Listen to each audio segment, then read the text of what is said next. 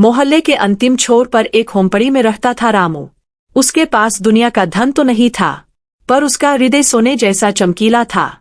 वह हर किसी की मदद के लिए तैयार रहता, चाहे वह बूढ़े की लकड़ी उठाना हो या बच्चे का खिलौना ढूंढना।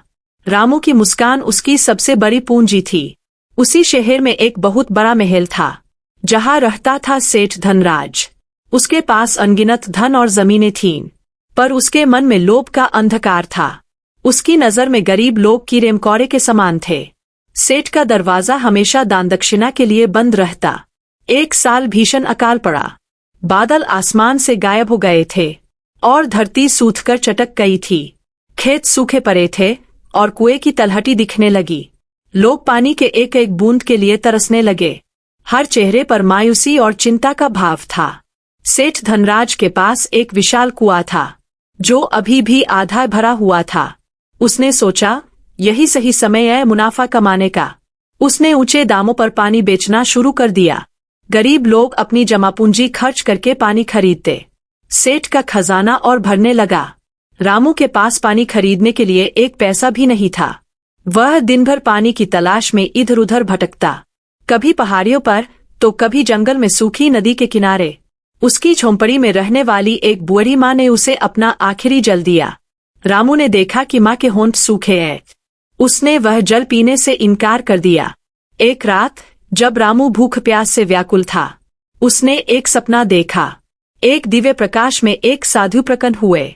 साधी ने कहा, सच्चा धन वह नहीं जो तुम जोड़ो, बल्कि वह है जो तुम बांटो। यह कहकर साधु अंतर्ध्यान हो गए। रामू की आंखें खुल गईं।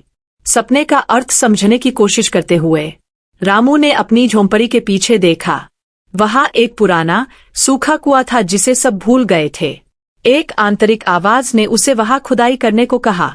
भूखे पेट और कमजोर बदन के बावजूद उसने फावड़ा उठाया और खोदना शुरू कर दिया, पसीने से लथपथ और थककर चूर। रामू लगातार खोदता रहा। उसकी मेहनत देखकर पड़ोस के कुछ लोग आए। उन्होंने कहा, रामू, यह कुआं सालों से सूखा है, इसमें पानी कहाँ से आएगा? पर रामू ने हार नहीं मानी। उसकी आस्था दृढ़ थी। दिन ढलने को आया और रामू ने गहराई तक खोद लिया था। अचानक फावड़े को एक कठोर चीज से पकड़ हुई। उसने देखा, वह एक चिकनी मिट्टी की परत थी। उस परत को तोड़ते ही ताजा स्वच्छ पानी का सोता फूट निकला। पानी की धारा देखकर सबकी आंखें चमक उठीं। खबर पल भर में पूरे मोहल्ले में फैल गई। लोग बर्तन लेकर रामू के कुएं पर आने लगे। रामू ने किसी से पैसा लेने से इनकार कर दिया।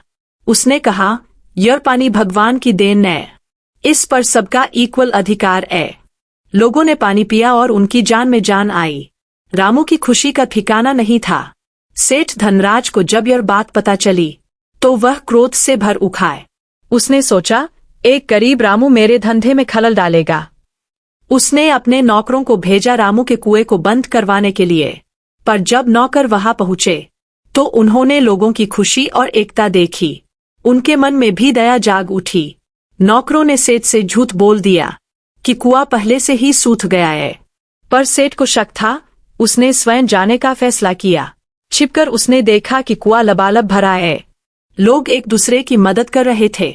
उसने एक बूढ़े आदमी को रामू को आशीर्वाद देते सुना। यह सब देखकर उसका क्रोध और बढ़ गया। एक रात सेठ ने अपने विश्वासपात्र नौकरों के साथ रामू के कुएं में गंदगी और जहर मिलाने की योजना बनाई। अंधेरे का फायदा उठाकर वे कुएं की ओर बढ़े, पर जैसे ही वे कुएं के पास पहुंचे, आसमान में काले बादल छा गए। तेज हवाएं चलने लगीं और बिजली चमकने लगी। सेठ और उसके नौकर डर गए, पर लोभ ने उनकी अक्ल पर पर्दा डाल रखा था। सेठ ने कुएं में जहर की बोरी उछालनी चाही। तभी आसमान से मूसलाधार बारिश शुरू हो गई। यह कोई साधारण बारिश नहीं थी, बल्कि इतनी तेज थी कि सबकी आंखें खुली की खुली रह गईं। सेठ के महल की ओर बहते हुए पानी ने रुख किया। अजीब बात यह थी कि बारिश सिर्फ एक ही जगह हो रही थी। वह जगह थी सेठ धनराज का विशाल महल। बादलों ने उसके महल को ऐसा नहलाया मानो स्वर्ग से पानी की नदियां उमड़ पड़ी हो। लोग हैरान होकर यह नजारा देख रहे थे। मोहल्ले के बाकी हिस्से में एक बूंद भी नहीं गिरी। इस अप्रत्याशित मूसलाधार बारिश ने सेठ के महल की नींव को हिला कर रख दिया। ऊंची दीवारें टूटकर गिरने लगीं। छतें धंस गई और कीमती सामान बह गया। सेठ और उसके नौकर भागने की कोशिश करने लगे, पर पानी का बहाव इतना तेज था कि वे फंस गए। जब सुबह हुई तो सेठ का भव्य महल एक कीचड़ और मलबे के ढेर में तब्दील हो चुका था। सेठ, जो कल तक करोड़पति था, आज सब कुछ खोकर सड़क पर बैठा था। उसकी शानो शौकत रातों रात बह गई थी। लोग उसे देख रहे थे, पर किसी को दया नहीं आ रही थी। तभी रामू वहां से गुजरा। उसने कीचड़ में सने सेठ को देखा। उसके मन में बदले की भावना नहीं, बल्कि दया जागी। उसने आगे बढ़कर सेठ का हाथ पकड़ा। रामू ने कहा, चलिए सेठ जी, मेरी झोंपड़ी में आपका स्वागत है। यह सुनकर सेठ की आंखों में आंसू आ गए।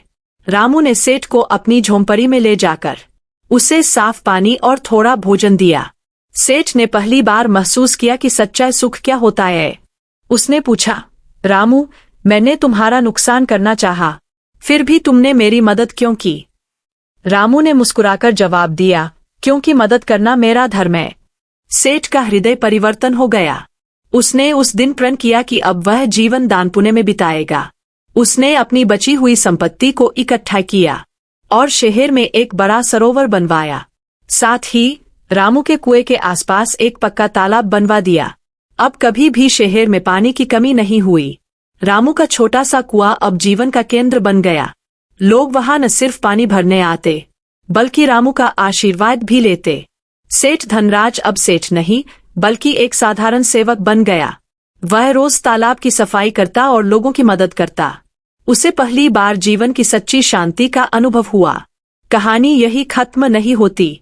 अगले साल जब बादल फिर से आए, तो बारिश समान रूप से हर जगह हुई। खेत लहलहा उठे, नदियां भर गईं, पर लोगों के मन में एक बात बस गई थी कि भगवान की सबसे कीमती देन इंसानियत और दया की वर्षा है। सेठ, जिसे लोग भूल गए थे, अब सबके प्रिय धनिया काका बन गए थे। और रामू की दयालुता की कहानी माँ बाप अपने बच्चों को सुनाने लगे। उस मोहल्ले में समृद्धि तो आई ही, साथ में आपसी प्रेम और एकता भी फैल गई। उस घटना के बाद से शहर में कभी अकाल नहीं पड़ा। लोगों ने सीख लिया था कि प्रकृति का सम्मान करना चाहिए, और सबसे बढ़कर उन्होंने यह सीखा कि सच्चा धन वह नहीं जो तिजोरी में बंद हो, बल्कि वह है जो दिल में बसता हो। कहानी की सीख, मोरल। इस कहानी से हमें यह शिक्षा मिलती है कि लोभ और स्वार्थ इंसान को बर्बाद कर देते हैं, जबकि दया, सहायता और संतोष जीवन में सच्चा सुख लाते हैं।